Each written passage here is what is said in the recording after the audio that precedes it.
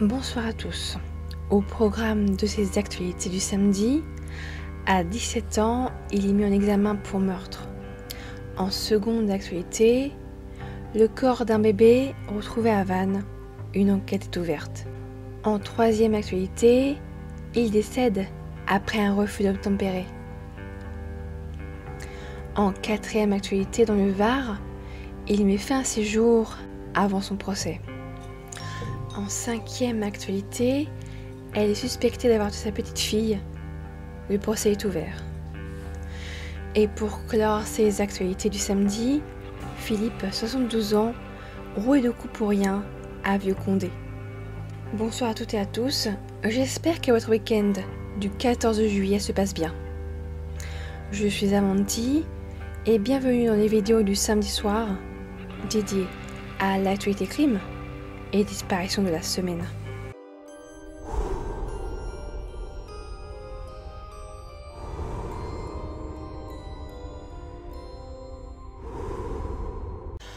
En première actualité, à 17 ans, il est mis en examen pour meurtre. Le vendredi 23 juin 2023 à Besançon, un homme de 48 ans reçoit un seul coup de couteau qui lui sera fatal. Le coup fut porté avec une telle violence que ses côtes 4 et 6 sont fracturées. L'homme en question, la victime, a été condamné à 6 mois de prison en avril pour trafic de produits stupéfiants, avec l'interdiction de circuler dans la rue de Cologne à Planoise. Une enquête est ouverte pour son meurtre. Des éléments permettent de démontrer la présence d'un adolescent de 17 ans qui était sur une trottinette. Le mineur est retrouvé au domicile d'un homme de la quarantaine. Il est placé en garde à vue. Il nie les faits, mais reconnaît s'être rendu à Besançon pour une opération de trafic de produits stupéfiants. Le mineur en question semble avoir subi 4 heures avant les faits une agression qui le conduira à l'hôpital où il refusera de se faire soigner. Agression commise par un homme non identifié mais qui n'est pas la victime. Victime qui fut poignardée près du point de deal, là où l'ado de 17 ans se rendait. Le mineur est mis en examen pour assassinat. Le procureur s'oriente vers une vengeance. L'adolescent est en prison depuis le 27 juin. L'enquête se poursuit. En seconde actualité, le corps d'un bébé est retrouvé à Vannes. L'enquête est ouverte. Le dimanche 18 juin, une femme appelle la police. Un de ses amis l'aurait appelé, paniqué. Apparemment, sa femme venait de lui avouer qu'il y a 3 ans, elle avait fait une fausse couche et qu'elle avait gardé le corps du bébé dans son garage. Le mardi 20 juin 2023, le corps d'un nouveau-né est découvert dans un sac poubelle caché dans un sac à dos, au sein d'un pavillon d'un quartier résidentiel de Vannes. À l'arrivée des policiers, l'époux creusait un trou dans le jardin. Placée en garde à vue, la femme explique que le bébé était un enfant désiré, mais que le couple n'allait pas très bien à cette période. Durant cette 5e grossesse, elle n'était pas suivie par un professionnel. Son mari était au courant de cette grossesse, mais un jour son épouse lui déclare que malheureusement, elle a fait une fausse couche. L'expertise ne permet pas de savoir si le bébé était vivant ou non. Il était à 40 semaines de développement, sans malformation, ni pathologie osseuse, ni trauma visible. Juste un cordon de vêtements au niveau du cou. Mais sa mère explique sa présence par le fait qu'elle voulait l'habiller. La femme est pour le moment mise en examen pour homicide volontaire et son mari pour recel de cadavre. L'enquête continue. En troisième actualité, il décède après un refus d'obtempérer. Le 14 juin 2023, Alosaim Camara, 19 ans, se rend au travail vers 4 heures du matin, au centre logistique d'Intermarché d'Angoulême. Il perd la vie après un refus d'obtempérer dans la ville de Saint-Rieix-sur-Charente, au nord d'Angoulême. Le 28 juin, le policier, auteur du coup de feu, est mis en examen. Il plaide la légitime défense. Il aurait été blessé au genou par la voiture d'Allousheim. La scène n'a pas été filmée. Pourtant, les policiers avaient sur lui une caméra piéton qui n'était pas chargée. Le samedi 8 juillet dernier, à Angoulême, environ 500 personnes ont rendu hommage à Allousheim en effectuant une marche blanche demandant que justice soit faite. En quatrième actualité dans le Var, il met fin à ses jours avant son procès. Au quotidien local, Richard B. déclare n'avoir rien à perdre. Le 7 juillet 2023, l'homme dans la cinquantaine était convoqué au tribunal pour des faits de violence conjugale en récidive, sans incapacité totale de travail entre le 13 novembre 2022 et le 1er février 2023.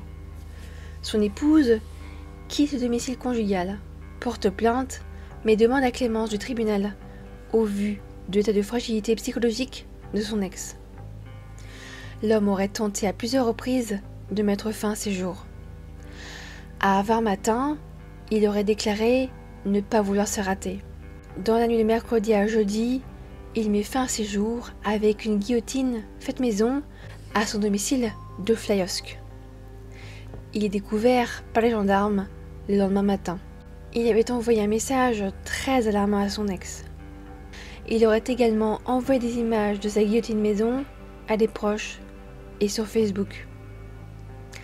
Un placement en hôpital psychiatrique fut ordonné, mais visiblement pas mis en place. En cinquième actualité, elle est suspectée d'avoir tué sa petite fille. Le procès est ouvert.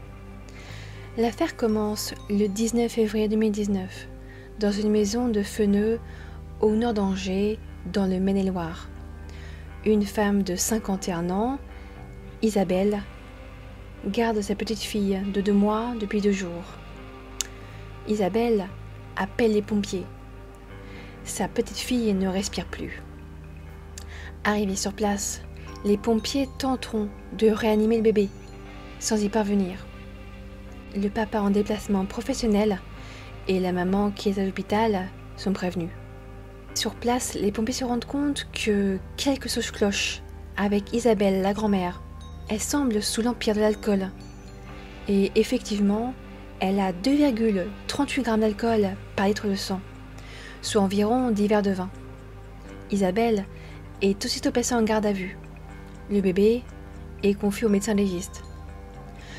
L'autopsie révèle que le nourrisson est décédé depuis quelques heures déjà. Bien avant donc l'appel aux pompiers.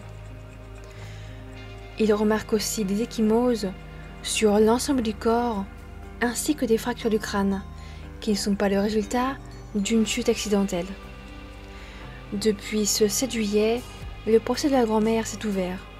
Isabelle G est accusée d'avoir porté des coups mortels sur sa petite fille. Le procès se poursuit. Et pour clore ces actualités du samedi, Philippe, 72 ans, roué de coups pour rien à Vieux-Condé. Nous sommes dans le Pas-de-Calais, à Vieux-Condé. Philippe Matteau, 72 ans, trouve la mort devant sa maison. Il est 23h30 le mercredi 5 juillet.